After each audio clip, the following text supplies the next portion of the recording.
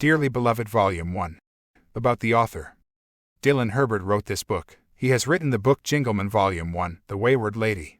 All works created by Dylan are fictional and original work. His first book can be found on YouTube, Wattpad, and the Kindle store.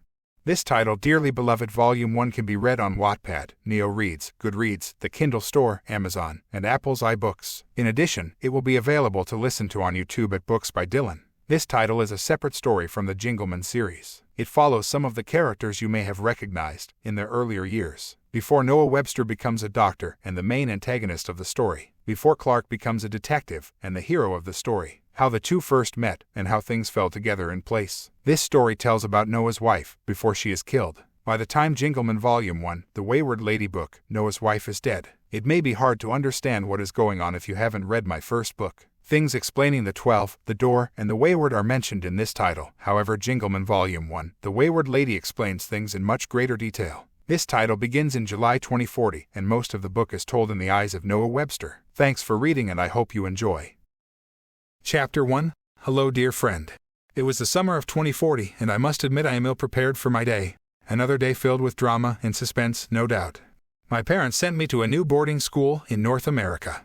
This was a real culture shock. The things these people did left me baffled. You see, I grew up in Germany, and my English definitely needed some polishing. I walked into the campus for the first time, and I couldn't figure out where to go. No signs to point me in the direction I needed to go. Hey, friend, are you new here? A sweet voice that caught me off guard said. Being startled, I jumped back to look where the voice was coming from. It was a tall, slender girl with blonde hair. I began to speak, but was at a loss for words as I started to stutter. She wore glasses and had a smile that could light up the room. Yes, I am new here and I'm not sure where to start. I spoke. She just smiled and took my hand. You're going to want to go to the principal's office. Mrs. Juniper will help you get settled. I thanked her for helping me out, and we even exchanged numbers, just in case I had any questions. This was the longest I had ever spoken to a girl. I was an awkward individual, and oftentimes could be seen reading a book. I approached Principal Juniper's office slowly, for I did not want to interrupt anything she may have had going on. I knock on the door and hear a woman's voice. Come in. The voice said with authority. I walk in and begin to introduce myself. Hello, I am abruptly cut off from my sentence. It's your first day and you are late. Did you read the information I sent to your email? Your parents should have told you about how I hate students being late. I tried to explain how my parents rarely use technology and would have no means to use the internet unless they were in a public place that offered free Wi-Fi. Mrs. Juniper glared at me with eyes so menacing it sent shivers down my spine. You must pay for your tardiness, child. It was intense. Sweat started dripping from my forehead and I felt on edge. Just then Mrs. Juniper started to laugh, and this left me confused and a little annoyed. Oh my, you must be the new transfer student from Germany. I could tell by the accent in your voice. I was just playing with you. I am not mad at you. It can be hard navigating this campus alone. I suspect my daughter Naomi helped you find me. You can't miss her. She wears glasses and looks a little like me. Trying to hide my annoyance, I told her I met a girl who helped me find her office. Principal Juniper started to laugh and gave me a warm welcome to the campus. I attended East Bethel Heights School for the Youth, abbreviated to East Bethel. The school was huge. I would get lost even with a tour. I met all my classmates, teachers, and the man who built this educational institute. Principal Juniper told me about the rules. Fighting, relationships, smoking, drinking, and behavior that was unbecoming was not tolerated. Here all the students were to focus on their education solely. I felt like I found an actual home. Never before had I felt so good about life. I was going to make friends and be my own man. Even though I was determined, in the back of my head my thoughts would go to my father. It's a new day. Greatness awaits and a new me is in. I say to myself. I wanted to avoid unnecessary drama, but as fate would have it, drama followed me here. Chapter 2. Trouble Brewing. East Bethel had a tier system which I would soon need to adhere to. On the surface, this educational institution was safe and peaceful. However, in the depths, Chad Dillinger ran the school, a tall guy with black hair and a body of a tank.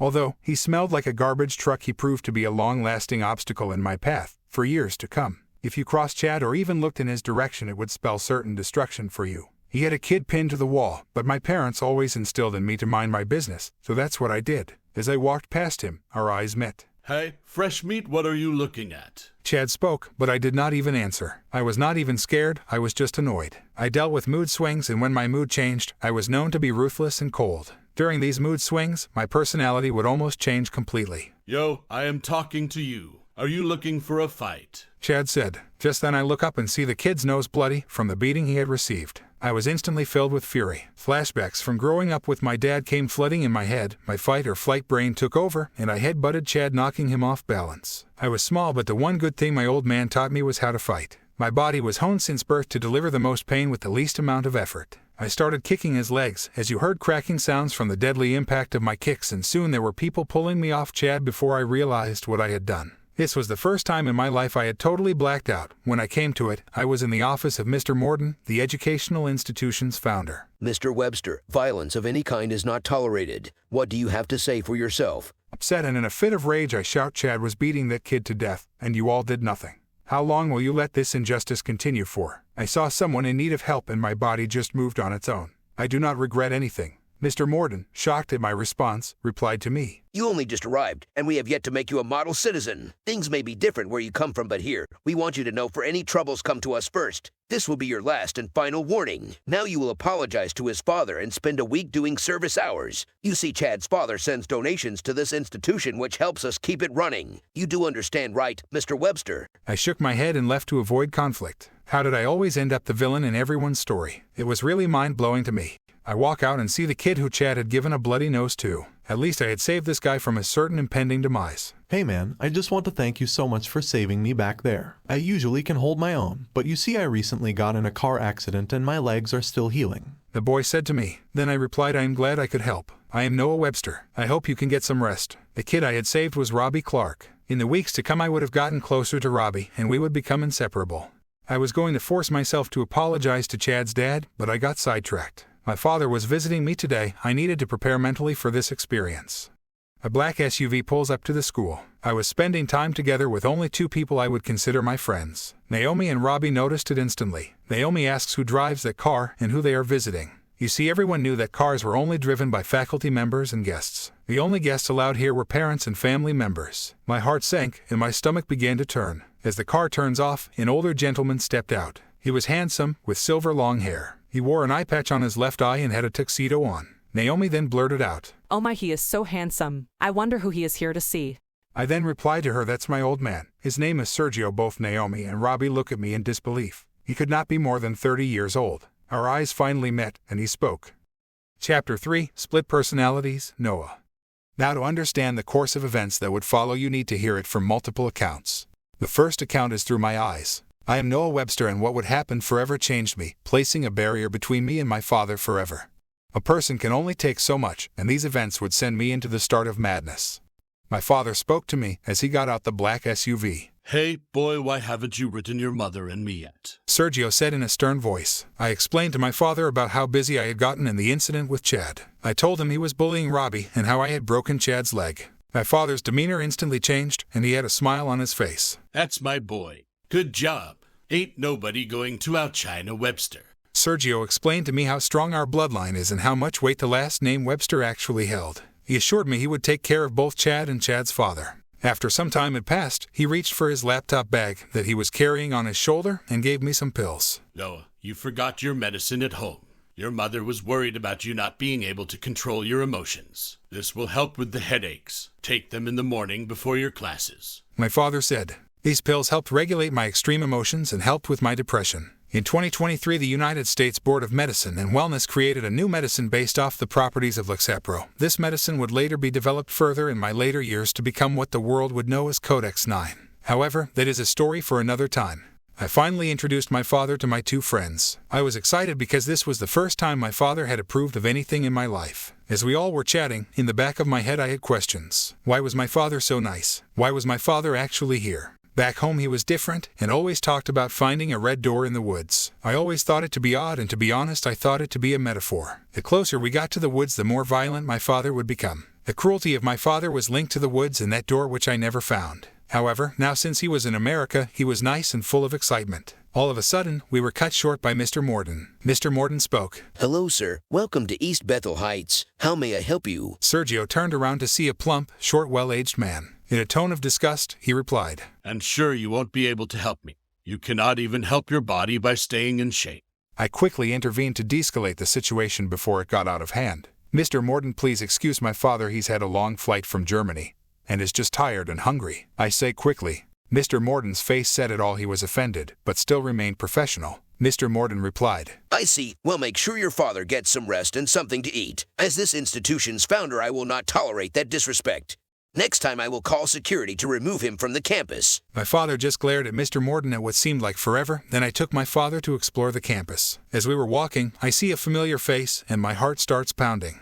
Hello, dear. I was looking everywhere for you. A beautiful woman said as she approached. My friends who were still following me were amazed at her beauty. Robbie blurted out, Are you single? The woman laughed and told our small group her husband was Sergio. The woman gave her husband a kiss and handed him a book. Now the book had what seemed to be human body parts and was made of tree bark. I always thought it to be just a family heirloom. However, I can't lie that sometimes the book would talk to me. My friends asked me about the book, and I told them it was fake. It wasn't real, just something that's been in the family for decades. The three of us never thought about the book again until years later. After receiving the book from my mother, Sergio's mood instantly changed. He went from a friendly individual to a cold monster. My father grabs me harshly by the arm and escorts me to the corner of the room we were all gathered in. Listen, boy, you must find the door. That lady can't know we are looking for it. I can't explain it in detail, but you are the key. My father shouted. As people looked in our direction, I reassured everyone it was okay. My father then took out a syringe with a blue-like substance and tried to inject my arm with this unknown chemical. I tried my best to escape my father's clutches, however, it was all futile. You see, my father was very strong. His muscles had been honed since his early years. It must have been years of manual labor that had strengthened his body far past the human limitations of an average man. He injected me with this and told me I must find the 12 and stop them. He said the 12 drove him out his family's land when he was 11. He then shared with me that he had an accident at 11 which left gaps in his memory, but in his dreams, he remembers the group of 12 and the lady that led them. He explained the dangers of the book in the wrong hands. He said he would keep the book safe for me until the time was right. He then gave me a journal and told me when I see unexplainable things, write them down in the book. All of a sudden, two individuals approach us. The first one was Chad Dillinger, who looked good for someone who had his legs broken just hours prior. The second individual spoke. Are you Noah? Chad told me about how you broke his legs. For absolutely no reason, I will not stand for this. This is unacceptable. What do you have to say for yourself, son? I tried to tell this individual about what really happened, but it was too late. All he did was cut me off at every chance he got. He explained that he was Kyle Dillinger, Chad's father. He then went ahead to grab my arm and spoke. You're coming with me to Mr. Morden. All of a sudden, my father spoke. You lay another hand on my boy, and I will do more than end your bloodline. Kyle just scoffed at him as to test his bluff. Then my father picks up the phone and makes a quick call. As I am getting dragged to Mr. Morden, I can feel something is off, however I paid it no matter. Me, Chad, and his father Kyle are talking to Mr. Morden about the situation. Mr. Morden explains that I am here to apologize to him and how sorry I am about the whole situation. Kyle Dillinger starts getting upset and shouts at Mr. Morden. This boy would have killed my son if others were not around. I am not having this. I want him expelled from this campus. Mr. Morden explained how I only just arrived and was getting used to the rules of the school. He also explains that I had the highest grades of anyone in the campus and they could not just expel me. As things escalated, Chad had a smile on his face. Chad always hid behind his father. However, that smile would soon turn to fear. We hear 3 consecutive knocks on the door. Mr. Morden, this is the West Branch Division East Bethel Police Department. We have a warrant for the arrest of Kyle Dillinger, effective immediately. The room grew quiet. What had Chad's father done? Questions flood my mind. Just then the door opens. The door swung open and a group of police officers, in full tactical gear, rushed the room. In the middle of the group was my father. You've made your last mistake, Mr. Dillinger. My father told him he was under arrest by court order, effective immediately. According to the West Branch East Division Police Department, Kyle Dillinger was suspected of killing his wife, only hours prior to the whole situation. How was someone so valued by this institution capable of such an evil act? Thoughts of confusion entered my head. What really threw me off was how my father acted like he owned the police department. How did Sergio Webster have connections in America? We had lived in Germany all of our lives, and as far as I knew, he never went to America. Mr. Morden, Chad, and I took statements from the police that day. I was exhausted, tired, and had enough drama for a lifetime. It was later discovered that me, my father Sergio, Chad, and Kyle would need to testify a week from today at the local court. The course of events that followed would soon be a popular tale, and those who witnessed it would forever be under a strict oath of secrecy. All the individuals involved in the trial of Kyle Dillinger versus Sergio Webster. If there was ever any hope for Sergio Webster, it was too late now. After the arrest of Mr. Dillinger, I met up with my friends. Robbie and Naomi were giggling with my mother and some of the other students' parents. They were oblivious to what had even happened. Thoughts flooded my brain all at once. Should I tell my friends what happened? Or should I keep this a secret like the adults told me to? No, for the safety of everyone, I told myself I had to keep this from them at all costs. What would happen if this single thing, this single bit of information traumatized them forever? I would never forgive myself. Later that night my parents were leaving. My mother hugged me tightly and reminded me to take the medicine she and my father brought me. She told me how much she loved me and kissed my forehead. My beautiful baby boy, I will miss your singing and presence around the house. I know you are growing up to be handsome and independent. But, please in your spare time write me for I miss you so much. She told me. My mother was being weird, talking as if I would never see her again. As fate would have it, this was one of the last times I would see my mother alive and breathing. If I knew things would spiral out of control like this, I would tell her I forgive her for the things she did to me back in Germany. I would tell her how much I loved her and finally I would have hugged her tightly. She may have been a monster, but I know this was only because of my father. My mother walked out, so I went to find my father. However, I can't find my father anywhere. Where did he go? He was just here a second ago. I went and asked Robbie, who was sitting down near me, if he had seen my father. Nah, man, I haven't seen him since you all came back. Why do you want to know? Robbie asked. I just shrugged and said I was curious. Robbie had a strange look on his face. I told Robbie I would talk to him later and I walked away to search the institute, by myself, in search of my father. 10 minutes go by and I'm about to give up my search. Just then I saw a door slightly cracked, which was odd because all the doors were left open. Maybe someone left it cracked on accident. Just then I hear screams of pain, so I go rushing in. The sight I beheld was horrific. Blood was smeared all over the walls, door, and carpet with the foul stench of death about in the air. In the middle of the room was a familiar outline, a man whose presence seemed all too familiar. The man was screaming uncontrollably, saying, "Act to the wayward." He said it multiple times over and over. Was this man insane? What was the wayward and why was there so much blood? There was only one man who ever uttered those words. My stomach began to turn. I reached to turn on the lights in the room. When I finally do turn them on, I see a body of a woman with her throat ripped out like an animal. Her dress ripped and dirty at the seams like she was running in the woods. Finally, her organs were hanging out of her body and her bones protruding out. The sight was something I thought I would never behold. It really felt like a nightmare. I just wanted this to be over. The smell was horrific and a grim sight to behold. The man was dazed, clenching a book. The closer I get to the man whose back was turned, the more I realize and the sicker I become. He finally turned around and it was Sergio, my father. My father had killed an innocent woman. I knew my father was cruel and ruthless at times, but how was he capable of this? Even at this grim sight, in his eyes, you could tell he was somewhere else. He was in a trance, his eyes empty and face emotionless. After 5 minutes he comes to it. Sergio came back to reality, from whatever trance he was in. He was surprised to see me, and he finally spoke to me. "Hey, boy, help me get rid of this body. The lady of the wayward sent her to distract me from the only goal that matters." With tears in my eyes, I finally screamed at my dad. How could you do this, Dad? How could you kill this innocent woman who did nothing to you? You are nothing more than a monster. I am disgusted at the person you always have been. There is no door and this wayward lady does not exist. You really need to see a doctor. You need help, Dad. The longer I talk, the angrier I become. I soon blacked out, and even after my father instructed me to calm down, I spiraled into madness. When I came back to my senses, my mother was on the ground, and the only reason I knew it was her was because of her voice. She really had the voice of an angel. Her face was bloody and bashed in. She had a hole in her chest from multiple stab wounds. My father was left seeming lifeless on the ground, and finally in the corner I gazed upon Robbie. He had nothing but fear in his eyes. However, even with all that fear, he was calm and composed. In my hand I held the family book. The longer I gazed upon it, the stronger its voice would become clear. Kill Sergio. Kill Sergio. Kill Sergio. The book constantly would say. I dropped the book, and a wooden knife with flowers on it dropped to the ground.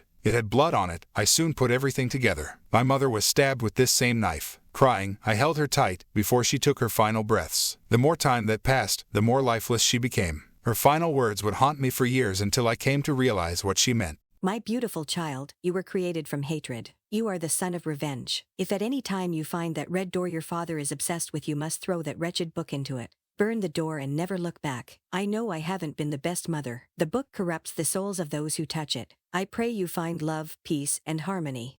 My mother said this in a weak and soft voice. As she said her final words, I lay there broken, angry, and sad. I needed to clear my head and get out of this place. Had I killed my mother? What happened to my father? I never came to realize what actually happened to my parents and that woman who lay dead on the ground. I had blacked out, and it wasn't until Robbie and Naomi told me about the events that I realized. My father was pure evil. All my suspicions about Sergio Webster would soon be revealed as true. It is July 2nd, 2040, the day my mother died, the day I started spiraling into madness, and the day I would never be the same. Chapter 4, Split Personalities, Robbie. My name is Robbie Wayne Clarke. Ever since the age of 6, I knew I always wanted to help people. I had dreams of going to the police academy after high school. When I first came to the East Bethel institution, I had it rough. There was nobody I would ever consider a friend. I had seen Naomi before, and my heart would start racing. I had a crush on her. She was definitely a sight to behold. However, I knew someone like me could never get with her. She was a rose in the midst of all this chaos. Before Noah came to this school, I could never even dream of being her friend. Noah was a nerd and talked of books he loved reading. He was the smartest student on the campus. He got A's in all his tests, quizzes, and exams. It seemed so easy, and he was often bored with the materials we went over in school. I really was amazed and inspired. After the whole situation with Chad Dillinger, this was when we all became friends. However, after his father came to the school, we wouldn't talk for some time. Naomi was the first one to break the ice. We were supposed to be friends after all. It is the summer of 2040, and the three of us are hanging out. For some reason, Naomi and Noah invited me to hang out. We laugh and make fun of the whole Chad situation. We all had the same classes together, and we became something of an inseparable trio. If you saw Noah, you knew that Naomi and I were right behind them. Noah just wasn't smart. He was funny, had the body of a pro athlete underneath that small frame, and was very caring. His muscles were hardened and honed from years of physical labor. He told me that his father taught him the art of combat and how to box. He never really said much about his folks, to be honest. I found this odd at first. Anytime I would mention parents or ask about Germany, he would change the subject. I left it alone because maybe something bad happened. However, after Sergio Webster came to visit Noah, his son, things would become clear. It was a hot day, the wind was nowhere to be seen. We are all drinking lemonade next to the cafe. I just knew today was going to be a great day. I mean, how could it not? The three of us were together, after all. All of a sudden, a black SUV pulls up. How odd, is someone's parents coming to visit them? I ask. Naomi says maybe it's a faculty member or new hire. Noah says nothing and he just glares at the plates. I noticed this because he hadn't said anything for some time. Sweat starts forming on his forehead and his smile turns into a serious expression. Observation is all I knew. By now I could tell something was off. A man with long silver hair pulls out. He was tall and had an athletic build. He had an eye patch over one eye. Little did I know, even with his charming smile, that he was evil in the form of a person. The man got out the car and stared at Noah. Did they know each other? Thoughts came flooding into my head. The older man finally broke his silence. Hey, boy, why haven't you written your mother and me yet? The man asked. His voice commanded respect and authority. I had never seen someone like this. His accent, however, said it all. You could tell.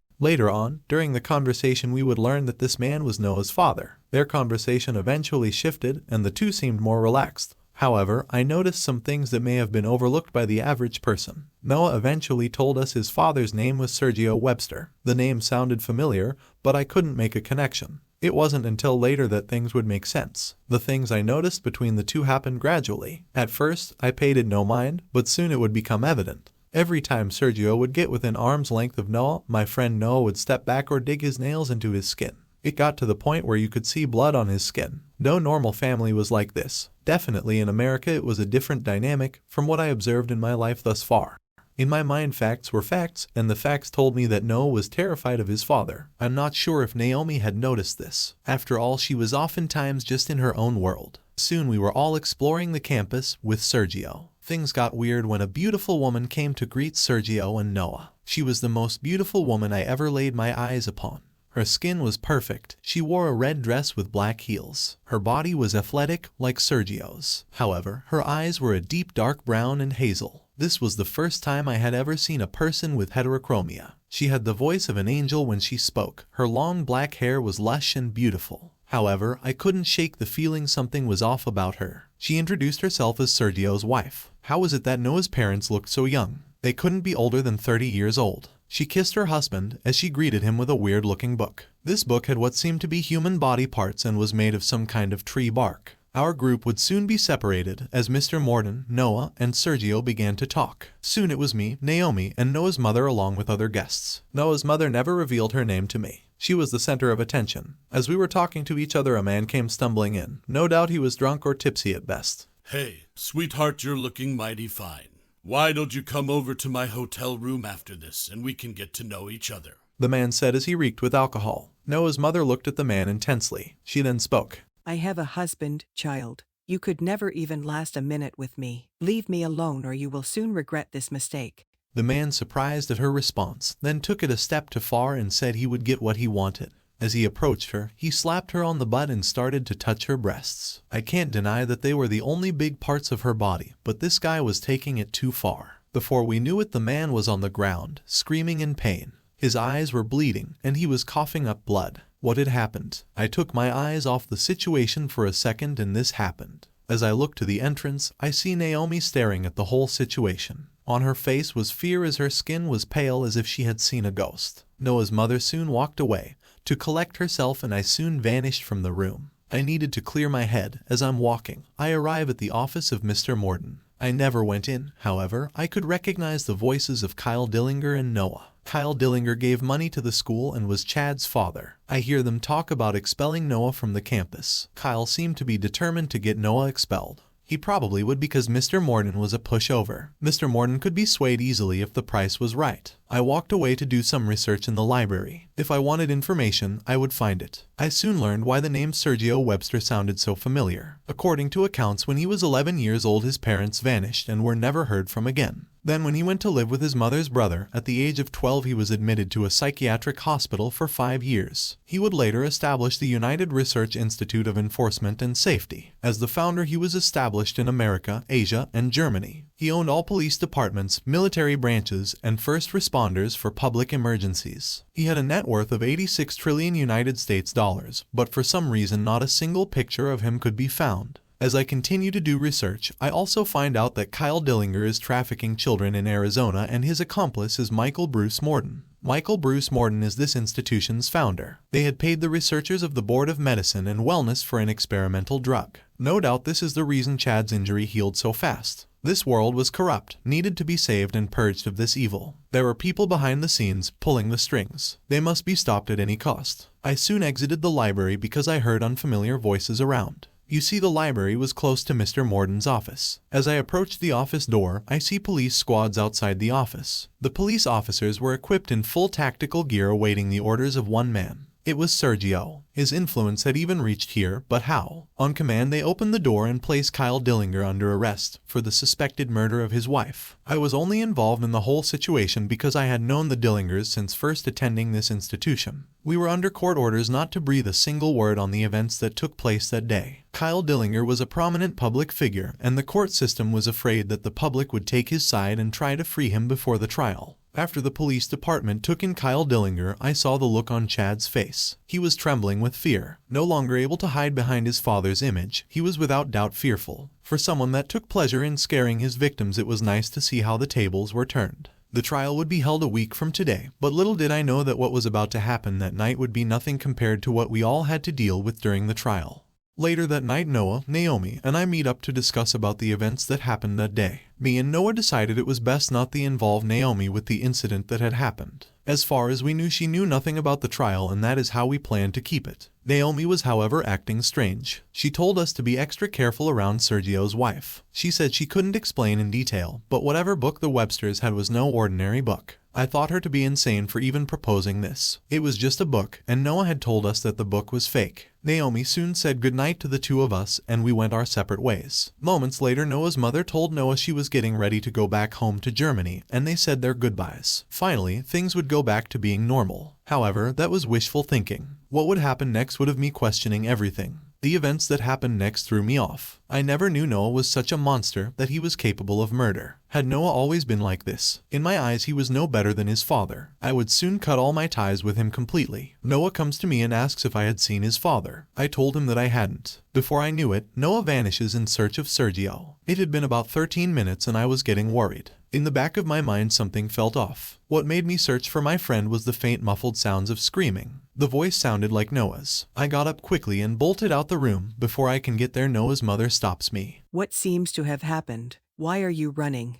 She asked me. I quickly tell her I heard Noah screaming. It was faint, but I heard it. So, she told me that she would follow my lead. I did find it strange that she kept checking her watch. All the doors were shut, but we finally reached a door that was opened. Inside the room was something out of a horror movie. Blood was smeared everywhere. The walls were dripping in blood. The carpet was stained with blood, and smell of death was in the air. I spotted Noah instantly. He was covered in blood. His clothes were drenched in blood. He was on his knees next to two lifeless bodies. The first was what I assumed to be a woman. As I look closer, I see a golden pocket watch around her neck and see the blue dress with white flowers on it. I knew instantly who it was. The dead figure was Mrs. Dillinger. The second figure was Sergio Webster. Then Noah finally turns around. In an uncontrollable laugh, he walks slowly towards me. He had a strange-looking knife in his hand. The knife was made from some kind of tree bark and had flowers on it. Noah begins to talk to me. I have been trapped in a false reality, my dear friend. This body has reached its expiration date. The man with the jingle bells is calling to me. He jingles, he shakes, he twists, then boom, they break. The only way to free us all is to burn Sergio. I will free the world of evil. So, my only question is, who do you serve? Whose side are you on? I was so confused and did not understand anything Noah said. Noah's mom steps forward and begins to talk to Noah. My sweet baby boy, you need to drop the knife. The knife was created from the book. I thought you were immune to its clutches, but I see it has warped your mind. I was never strong enough to resist its power. That is the very reason I even brought it with me. The book started with your father, but you need to calm down and give the book to me. I will burn it so we can be rid of its clutches for good. Noah began laughing so hard, he started coughing, then he kept laughing. Blood started pouring from his eyes, and when he spoke, I knew it was too late for all of us. You filthy cur, do you think I would believe you? You left me to die. You would beat me for the sole purpose of killing me. Grovel in the dirt, Esther. Grovel in the sands of your despair, wench. Noah said with so much hate and anger in his voice. Then all of a sudden, he swung wildly in the air with the knife like a madman. Noah's mom pushed me out the way and took the brunt of it all. He swung his fists in one hand and swung the knife in the other. When it ended, her face was bashed in and she had multiple holes in her body. Noah was on the ground, not moving, and I was in shock. I was filled with fear. I wish I could forget this memory, but this memory would haunt me for years to come. Noah would soon come out of this alternate personality. It wasn't until Naomi figured out the truth that we were aware of his condition. When he realized what actually had happened, he started to weep. I had never seen someone so filled with such hopelessness and sadness. He held his mother before she took her final breaths. Naomi finally came in, holding a camera in her arms. As my old friend Noah was weeping, she told us that we needed to tell the police what had happened. I suggested we keep this to ourselves. This would destroy Noah and his life would never be the same. Noah gets up and tells us we can do whatever we feel is right. He told us that he blacked out after his encounter with his father. He doesn't remember hurting anyone. I start yelling at Noah. You are a monster. I can never be friends with someone that can murder so easy. Noah just told me that he understands. Noah told me do whatever I felt in my heart was the right thing. So, I left Noah that day and wouldn't see him again until the trial. I could never be friends with someone who uses blackouts as an excuse to justify killing others. Little did I know that I knew nothing. It was July 4th, 2040, when Esther Webster died. It was also the day I turned my back on someone who just needed help. Noah lived a life nobody could understand. He was nice because his childhood was filled with abuse and nightmares. It wasn't until after the trial I realized how strong my dear friend was. My name is Robbie Wayne Clarke, and this is my account of what took place.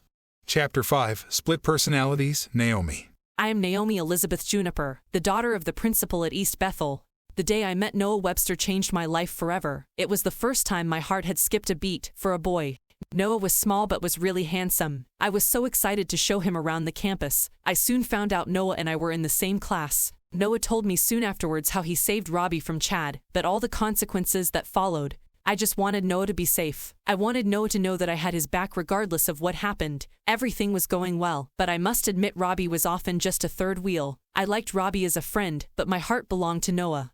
It was a hot day, with no wind in sight. The three of us were drinking lemonade at the cafe, next to the cafeteria. I felt like Robbie would not shut up. When he had an idea, he could talk about it for hours. We were laughing and sipping lemonade, when all of a sudden, a black SUV pulled up next to us. We speculated on whether it was a parent or faculty member. My money was on a faculty member, but Noah said it was a parent. Noah started getting quiet, which was an unusual day. I blamed the hot weather for this initially. However, when the man got out of the SUV, Noah stopped talking altogether. The man looked so much like Noah, and I cannot deny he was handsome. However, the two were vastly different. Noah was sweet and caring, but this man was cold, cruel, and dark.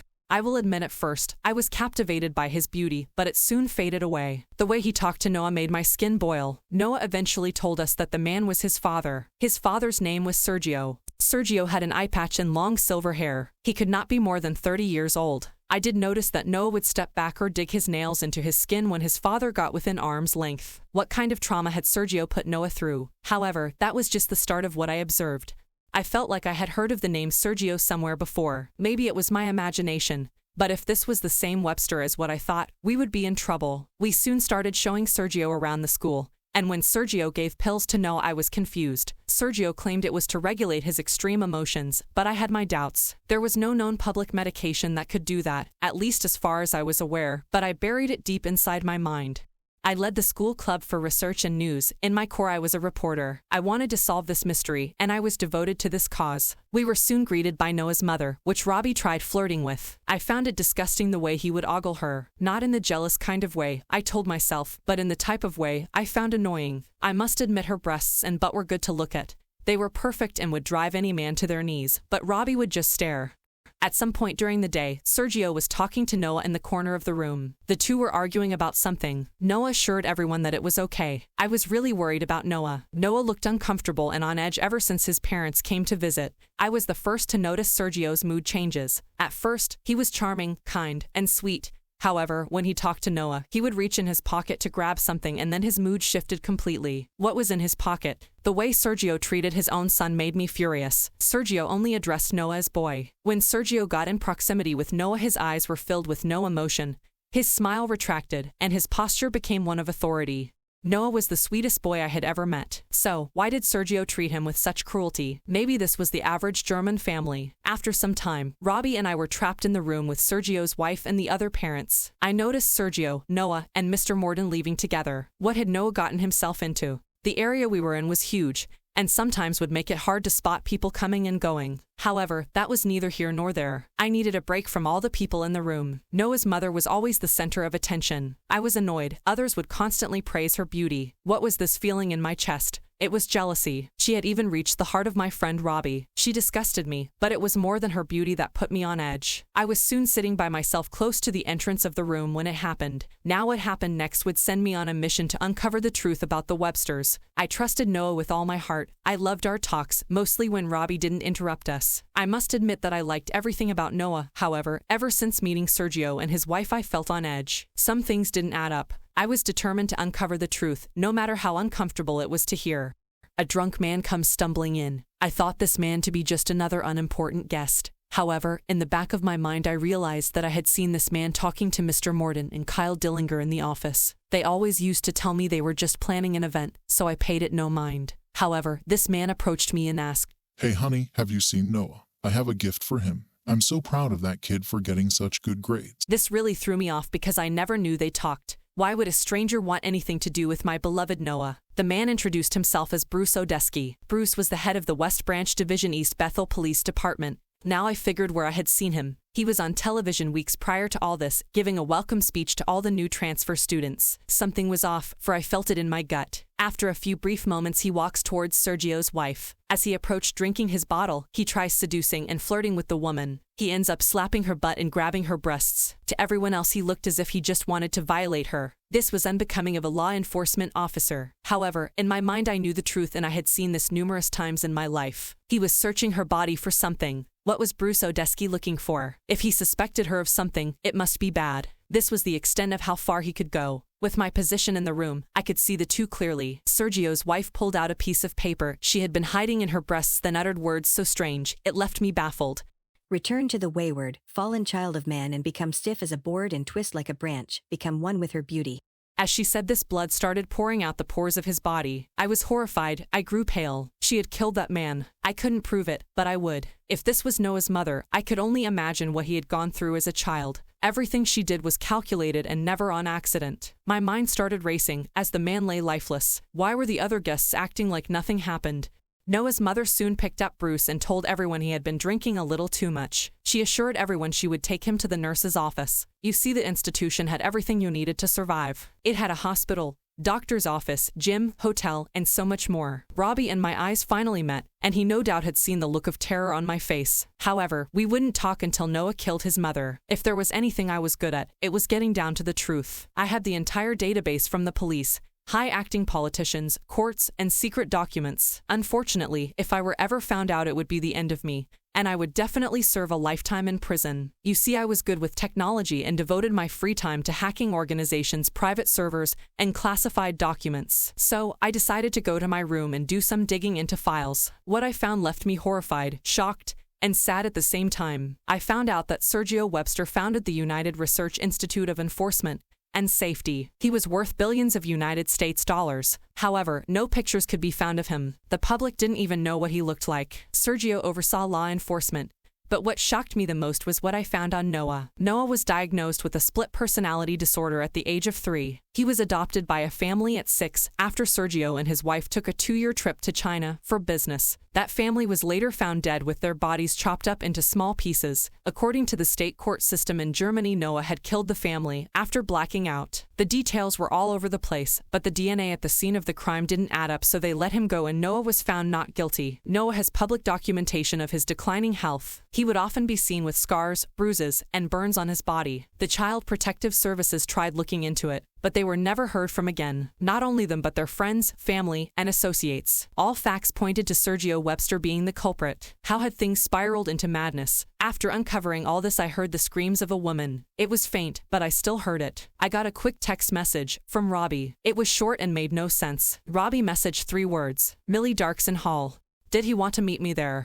I quickly bolted out my room and made my way to Millie Darkson Hall. This area of the school was off limits after 5 o'clock in the evening. This is where the institution's top members held their meetings. As I get closer and closer, I have a feeling of extreme anxiety in my gut. I can smell fresh blood in the air. My mind starts racing and the only thing on my mind now is Noah. When I arrive, Noah is yelling at Sergio, accusing him of murder. Noah claimed that he killed Kyle Dillinger's wife. If this was true, then it all made sense. Had Sergio felt threatened? In the room it was Sergio, Noah, Noah's mother, Robbie, Kyle Dillinger's wife's corpse, and me. The walls were dripping in Kyle Dillinger's wife's blood and the carpet stained with her organs. She no doubt suffered greatly before she took her final breaths. The room soon became quiet. You could hear the silence. This was the calm before the storm and a grim sight to behold. All of a sudden, Noah started laughing uncontrollably and ripped the book Sergio had from his hands, then stabbed him repeatedly over and over. Each stab was more brutal than the last. Noah stabbed and stabbed, laughing harder each time. I'm tired of this body. I am finally free of your terror, and I will return you to the Wayward, you filthy maggot. You couldn't stop me then, all those years ago, Sergio Webster, and I told you when you bear a child, I would take it for penance. We are done with you. Rest in the dirt, you bastard. Noah said. Black veins appeared on his neck, and he slit Sergio's throat. I was glad Sergio had been stopped, but not even Sergio deserved the death Noah gave him. No, this wasn't Noah, and I soon realized this soon after. Noah's mother started crying. A sob so heartbreaking everyone felt it in their hearts. She runs to her lifeless husband's body but gets stabbed by Noah. The knife he used came from the book. This knife was made of tree bark and had beautiful flowers in it. He stabbed her 36 times before smashing her head in the ground, and if that wasn't enough, he kicked multiple times before stopping. Noah then looked in my direction and spoke words that shook me to my core. You can't save my vessel. Sergio took my land from me decades ago, but now I have laid claim to his only offspring. Noah is my pawn, my slave, and I will see the world burn through him. It was then that Noah fell to the ground. When he awoke, he was confused, scared, and had no memory of what took place. This was the saddest day for us all. The first time I had seen Noah broken, he realized what he had done and lay with his mother before she took her final breaths. She finally spoke her name. She was Esther Webster. We had to make a choice that day. Kyle Dillinger's wife, Esther Webster, and Sergio Webster had all been killed. However, I recorded the whole thing with my camera. Even though I had been only near the door, I had seen it all. When the events concluded, Robbie told us his accounts of what happened. I told my friends what I had uncovered, and Noah told us what he went through before he blacked out. No person, let alone teenagers, should have to go through this kind of hell.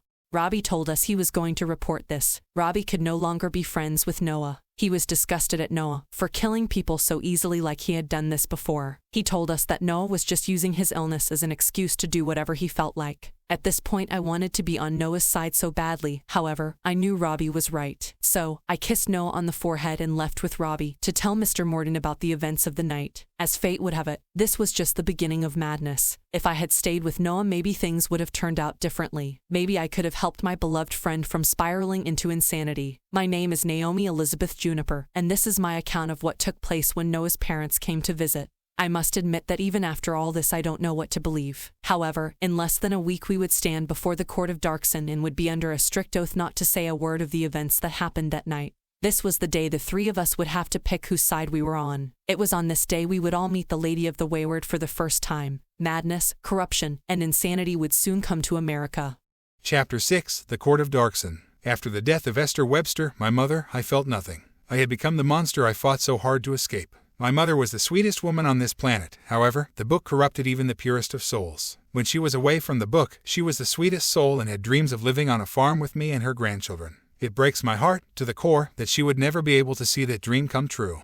Even when my children were born, they would know of the great woman Esther was. I never told Reuben, Charlie, and Ava about the monster she was. I only spoke of the amazing person I knew she was in my heart. I held on to those beautiful memories. I cherished the good times we had. The only good thing in my life was ripped away from me. I killed my own mother. I hated myself. My mother was no saint. She was evil like Sergio. However, I knew this was that damned book's fault. With my mother and friends gone, I knew holding on would tear me apart. So, I threw away all my emotions. I would never let myself be hurt like this again. The two people I trusted to have my back cast me away to the side, without a second thought. The hate I felt for Robbie Clarke was growing. The heartache I felt for Naomi Juniper hurt beyond anything else I had ever experienced. How could she betray me? That's of no consequence. I knew she was no more than a pretty face, to pass the time. I soon removed any feelings of love I had for my old friends, and it wasn't until July 8, 2040, that I would see my old companions again. I held on to the book. I needed to know the secrets of this book, for it would at times speak my name. The book told me to kill Sergio. I had no idea what it meant, for Sergio was dead and gone.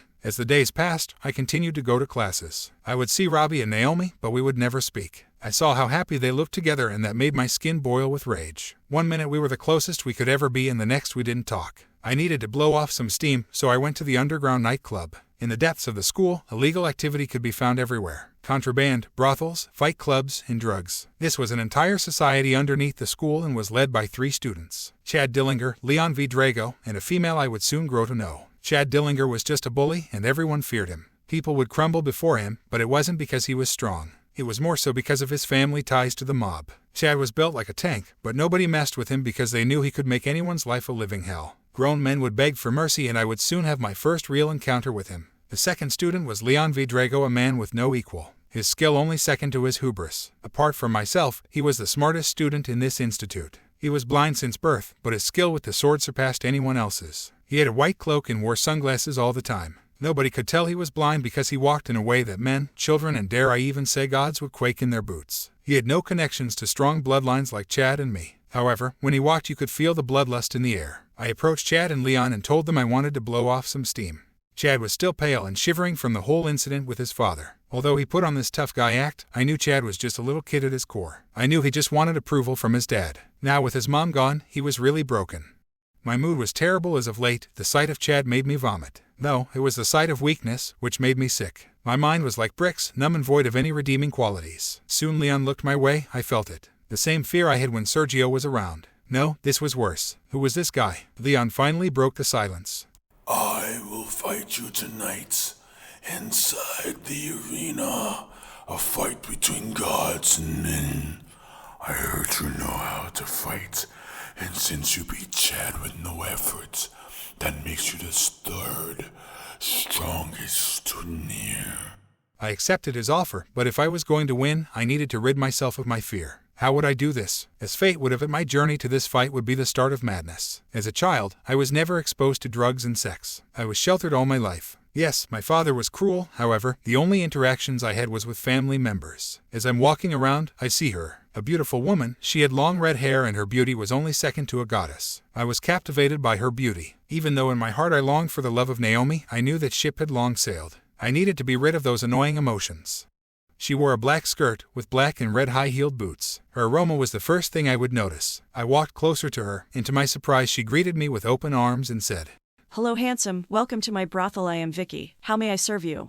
I asked her what a brothel was, but she just laughed and told me she would show me. That night she showed me the night of my life. I made love with her, and she said she found me intriguing. This was the sole reason I didn't have to pay up front. You see, all the services in this underground society cost a currency. The currency wasn't dollars, yen, or anything along those lines. The currency here was respect. At the top of the food chain was the big three, Leon V. Drago, Vicky Armstrong, and Chad Dillinger. However, since I beaten Chad, my level in the system was number 4. Since it wasn't an official fight in the ring, I was just below number 3. Leon V. Drago was the champion of the ring, Vicky Armstrong led the brothel, and Chad imported all the drugs. The big three were menacing. However, I was only worried about Leon V. Drago, a name I would soon come to know all too well. After that amazing experience with Vicky, I felt on top of the world. My worries, fears, and doubts all ceased. The way her naked body felt on mine would make any man fall in love. This feeling was stronger than my past feelings I ever felt with Naomi. Vicky said she did this as a freebie just for the fact that I have proven myself against Chad. Things would need to change if I was going to survive by myself in this school. It's finally time. The hour of the match. Me versus Leon. Leon told me he wouldn't hold back and for me to do the same. Round 1 begins and we start fighting. I could hardly find this match fair, for Leon was using his sword, a katana that was forged from obsidian. Was Leon trying to kill me off? Each attack was so brutal it sent shivers down my spine. I managed to dodge everything, but I knew this could not last forever. Leon knew my every move. I soon realized his true powers. He had above average hearing and his senses were all heightened. No doubt, a result of being deprived of his sense of sight. Leon flipped in the air, attacking me at speeds the human eye couldn't detect. Was this my final dance? I had killed my mother, so maybe I deserved this. Thoughts started flooding my brain, but then it stopped. Blood started gushing from my head. The crowd stopped talking and I saw it. The sight I beheld was terrifying, but calming. Leon was frozen in time. Was this where I finally die? The figure steps towards me and speaks. Are you really going to die here, Noah? Esther would be filled with disgust at you. No, this won't do. Let me fight and you can relax this time. Winning is our only option when respect is on the line.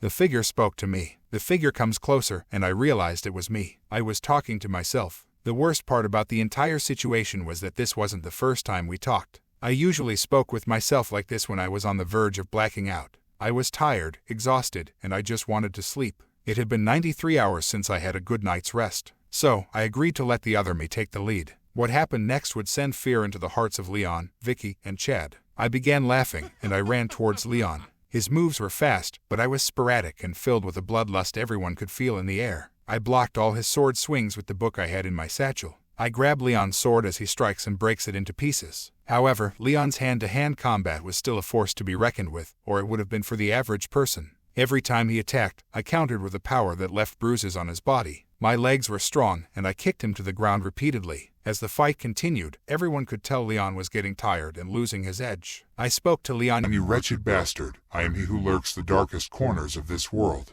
I am he who makes gods bow before my greatness. I am the monster you tell your kids at night. On this night you will die, your senses will become void, and you will cry.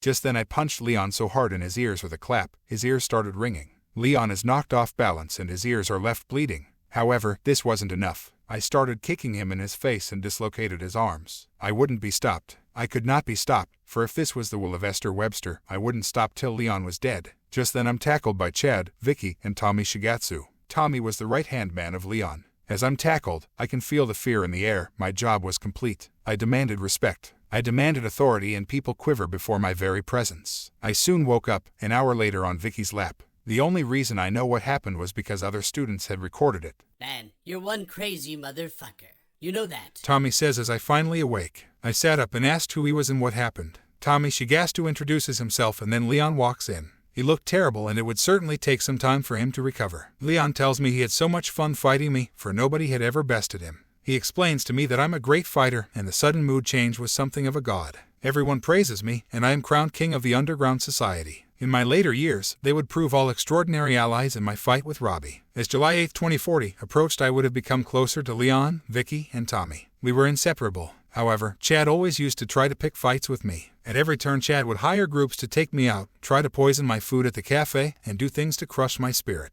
Soon they just became annoyances. However, the more he attacked me, the more I grew to understand his weaknesses. Me, Leon, Vicky, and Tommy soon would establish a group name called the Eldritch Shadows of Owls. A strange name at first, but it eventually caught on. We all got tattoos on our backs to symbolize our bond, our friendship, and it was this connection that helped us navigate the events that would take place in the court of Darkson. By the time the trial came around, me and Vicky had started dating. You could always find us together laughing and enjoying each other's company. It's a shame, really, that Robbie used her in the end to get to me. I knew in my heart, the only man I wanted to see dead more than my father was Robbie Wayne Clarke. However, in the end he would be my rival until I took my final breaths in this rotten world.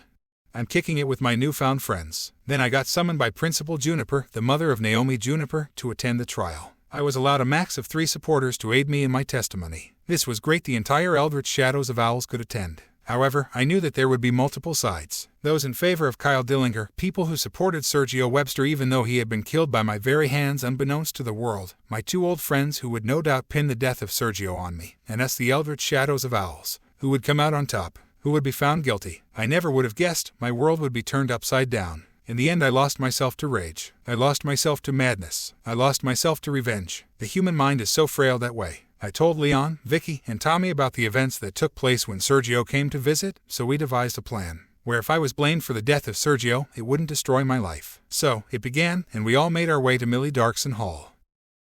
Chapter 7, The Trial of the Wicked. The room is quiet, and everyone is no doubt tense. The news of Kyle Dillinger killing his wife had spread throughout the institute. I guess gossip is more powerful than the truth. A judge well known in the institution speaks. Quiet.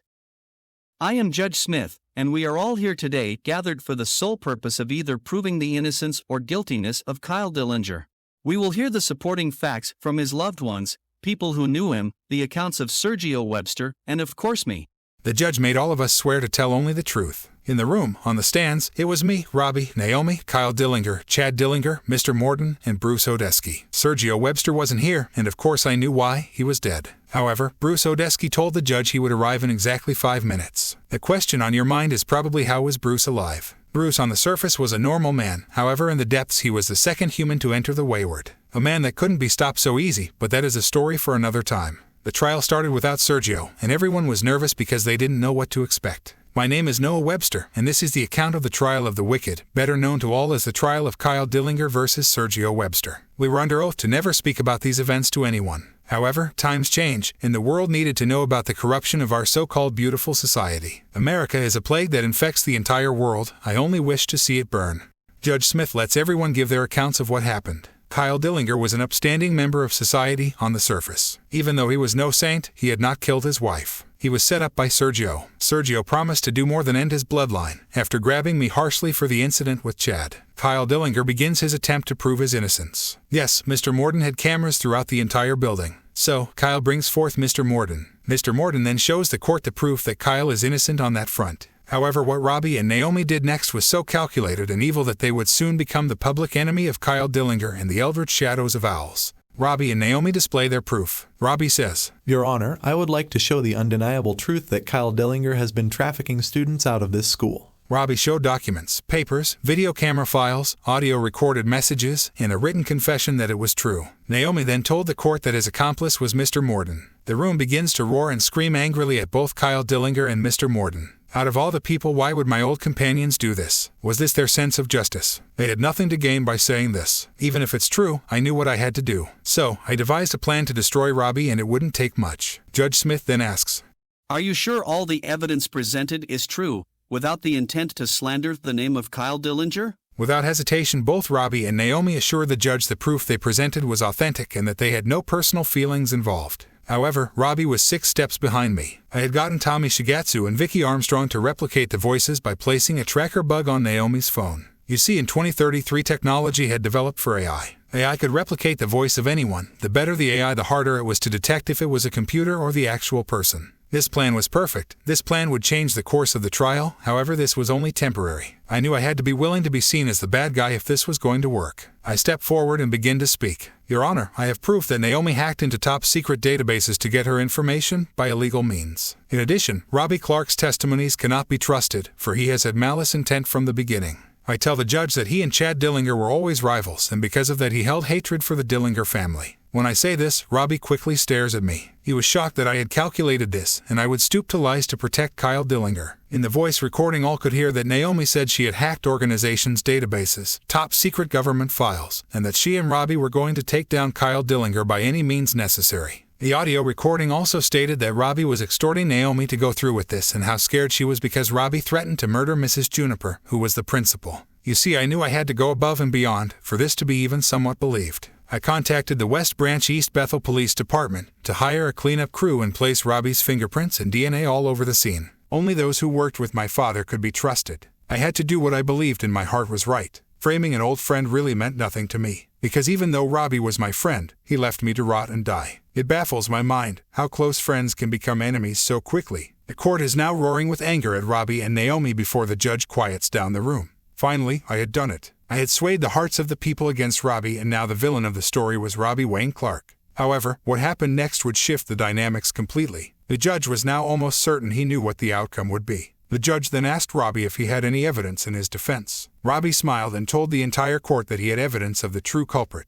Robbie spoke. Kyle Dillinger is far from a saint. He was trafficking students with Mr. Morden. However, both of them were being threatened by one person. They were being threatened by Sergio Webster. So, to protect his father, Noah Webster decided to take matters into his own hands. Noah killed his mother when she tried approaching him, but the undeniable truth is that before she approached him, he killed his own father for one sole purpose. That purpose was the inheritance of his father's wealth. Noah then used his father's influence, power, and authority to cover his tracks. The truth is that Noah Webster has calculated everything, and with the help of the West Branch East Bethel Police Department, hid the truth. Both parties set my DNA on the scene. This was easy to do, for I had followed Mrs. Webster to the sound of screaming, and when we arrived on the scene, Mrs. Dillinger had been killed. I must admit, it was no ordinary death. You see, Noah had ripped out her organs, and the room was a bloodbath. Noah killed Mrs. Dillinger in cold blood, and the footage on Naomi Juniper's camera will prove it all. As Robbie said this, the judge looked at me in disgust. As a matter of fact, the entire room looked at me in disgust. I could hear the hearts of the people being swayed. Now I would have to play my trump card. However, the looks Vicky, Leon, and Tommy gave me made my heart drop. Did they actually believe this guy? I had even told them what really happened, and we became friends after that. Why do all my friends turn against me? The judge motioned to begin his sentencing and final verdict. However, at that very moment the doors of the Court of Darkson opened. A tall, handsome figure walks in. The people and myself are confused. What I saw next would forever haunt me. I knew that feeling in the air all too well. People started passing out, and those who didn't pass out would soon be trembling in fear. Only those with a strong will were left standing. Those left were Judge Smith, Robbie Clarke, Naomi Juniper, Leon V. Drago, Tommy Shigatsu, Kyle Dillinger, Chad Dillinger, Bruce Odeski, Vicky Armstrong, and me. You finally decided to join us? Judge Smith asked the mysterious man. As he approached, fear came upon me. It was Sergio. My apologies, Your Honor. I was held up by the clerk at the front. However, I heard enough on the television outside. Let me clear up all this nonsense that Robbie just said. As a matter of fact, my wife is healthy and alive. She is resting at home. You see, she is pregnant. I have proof that Noah is innocent, and these two have falsified evidence to paint Noah as a villain. Sergio said. Sergio Webster had an aura so dark and filled with madness, nobody would question him. I felt sick to my stomach, for in this moment I knew I was just a puppet in the bigger picture. Sergio told the court all this was a misunderstanding, how his medical team was almost at a breakthrough, that he had a way to cure mental illnesses. Noah is a sick boy. Ever since he was a boy, he had been in and out of hospitals. My son suffers from Morrison's screaming syndrome, in which one cannot determine reality from fake. So, cartoons, movies, and real life would be blurred into one thing. Noah also suffers from hallucinations and blackouts. He killed our dog at the age of 7 in cold blood. It pains my heart that Noah has no memory of this. I have tried to shield my son from this traumatizing experience. Noah is a very emotional child. I've tried for so long to figure out through medical means how to cure my boy's illness. I have finally found the solution. I would like to administer this new drug called Runapee to not only Noah, but also the others. Sergio said, with a slight smirk on his face. Sergio wanted Naomi, Robbie, Leon, Tommy, Vicky, and me to take this unknown drug. What was Sergio's end goal? Sergio told the Court of Darkson that he wouldn't press charges on the kids if they agreed to undergo this trial to test the effectiveness of Runapee. Little did we know this was the worst thing we could agree to. Sergio may have let us go, but he still had evidence that Kyle Dillinger and Mr. Morden were killers and ran the student human trafficking. Everything happened so fast, my mind couldn't keep up. However, Sergio Webster, I know you didn't calculate the next course of events. It was then where we would all for the first time see Sergio scared. Chapter 8, My Dearly Beloved, Sergio. It was just moments after this which everything changed. Sergio Webster went too far, like he was prone to do. He had left a trail of dead bodies in his wake, with most recently being Mrs. Dillinger and pinning everything on another poor soul. That poor soul was Kyle Dillinger. Sergio was evil and the entire room could feel it. His aura was so vile it would make you sick and weak. Sergio left nothing but darkness, pain, and death wherever he went. Judge Smith was about to say his final remarks, but whatever the final outcome was, I would never get to find out. A red door appeared in the middle of the room. How strange. Was this the door my father was obsessed about? What was behind it? Questions flooded my head. Sergio began to rejoice. I knew she existed, that I wasn't insane. Not even my own son believed me. I told you the Wayward was real, but you didn't believe me. Instead, you thought I was crazy, and now I will see the world burn. I will end the Wayward and do what I must. This lady will die by my very hands, then my bloodline will follow. This is the end. Noah, you have served your purpose. I am Sergio and the god of this universe. Wither away and die, you maggots, Sergio said, laughing as he spoke. Then all of a sudden Sergio's mood changed. His arrogant attitude ceased, and he became silent. I must admit the door looked strange. At first glance it was just a red door. However, the longer one would gaze upon it, the stranger it got. For longer periods of time, the door appeared to have 12 human-shaped hearts on it. I am almost certain that this door spoke. It wasn't until years later that me and Robbie would hear the voice of Bon Vivanda, the door and guardian between the earth and the Wayward. All was quiet, but the silence did not last for long. The shadow of a woman steps through. It was pure bliss. Her body was the most beautiful I had ever seen and would make any man grovel to his knees. She spoke, and her presence demanded respect. It was then that I realized the words of my mother were true. The look on Sergio's and the woman's face said it all. They wanted to destroy each other, but why? The mysterious woman finally spoke. Children of man, I am terribly sorry for the death you witnessed at the hands of Sergio Webster. I hope you can find peace and love in your hearts. That one day you can forgive this twisted and dark soul. I have been fighting the darkness he created in my lands. For 78 long years, Sergio is a beast and won't stop until both the Wayward and your planet is destroyed. His emotions are fake, for he is incapable of even a slither of love. He feels nothing and only wishes for destruction to all. However, it's okay. Rest assured that this day will end in peace, harmony, and death. As she said this, her demeanor changed and she transformed into something hideous. I cannot even explain what exactly I saw. She was ugly, dark, and monstrous, but yet beautiful. She had revealed herself to us as the Lady of the Wayward. We would soon find out the truth behind Sergio, from the words of the Wayward Lady herself. According to her, Sergio was 11 years old when he came to the Wayward. He corrupted her land, killed her family, and that is the sole reason she cursed him. His firstborn would be tormented till the blood of his father ran through the Wayward. This made me furious with a rage I hadn't felt. Why was I being cursed? For the sins of my father. The longer she talked, the more I wanted to erase her from existence. Sergio was now 89 years old, she told us. His body instantly reverted to its natural state. He now looked old and worn out. However, this would not last forever. Once upon a time he looked like he was in his early 30s. Ever since knowing my father, he never aged a day in his life. I thought this was just in our genes. My mother was the same way. However, now signs of his true age were visible. It wasn't only him, but also Bruce Odesky as well. What was happening? I needed answers. Would I ever find out the truth?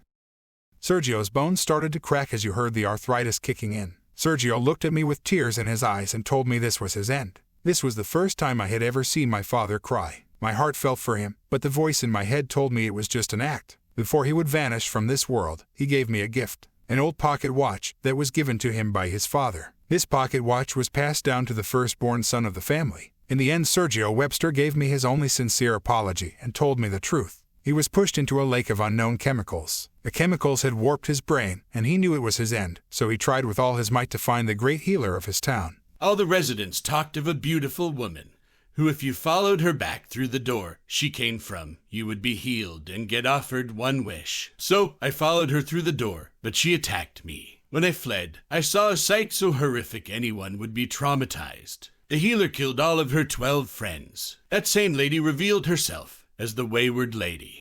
Sergio told me. I wasn't sure if this was a last effort to patch things up with me, but in my heart, I believed my father. The reason Sergio was aging so rapidly was because of multiple reasons. Any human who drank from the river of the Wayward would be blessed with eternal youth. The effects would be reversed if you left the Wayward. The Wayward was a place of magic and healing. The other reason was that Sergio created Runapy, an unknown drug to replicate the effects of eternal youth, which also was said to cure illness. When Sergio was kicked out of the Wayward, the 12 and the Lady of the Wayward had placed a time-hole paradox inside the book itself. So, now that the Wayward Lady had come to the human world, she took back that book. The Wayward Lady created this book to slowly siphon my father's powers. My father was dying, but I couldn't have this. I needed answers and neither of them would tell me the truth. The stories they told us had different accounts. I quickly asked my father how he destroyed the Wayward the first time. I was desperate. I had lost one parent and I couldn't lose another, even though he was a monster, I had to save him. Sergio told me that he held all negative emotions and directed it to the pocket watch. You see, the pocket watch amplified emotion and made those feelings twice as strong. He told me he also had a piece of the door which he combined with the pocket watch. My father was slowly fading away. It was now that Robbie and Naomi had heard it all, and Robbie started to cry. He realized that through all of this I had been the victim and setup. It was a battle that had been waging on long before I was even born. Sergio and the Lady of the Wayward had been locked in a death match for decades, and neither side cared about the casualties. Robbie spoke to me. I'm so sorry for everything, man. I thought you were a monster like Sergio, but I was wrong. I now see you didn't kill your mother, it was all Sergio. I know that I don't deserve your forgiveness, but I'm sorry. I just smiled at Robbie and told him I forgave him. Naomi apologized to me too, and I accepted her apology as well. I knew what I had to do. I told everyone what my plan was, and everyone was on board. I had to completely destroy the Wayward, it was too dangerous. However, I didn't plan on the Wayward Lady's servant Jingleman attacking us. He stood at 8 feet in height and had long bird-like talons that pierced the human skin like butter. He attacked, and attacked till all you heard was screams of agony and pain. Leon, Tommy, and Vicky were all hurt, blood gushing from their wounds, and fear filled the air. I was scared and didn't know what to do. Tommy screamed at me. Noah. Vicky got hurt.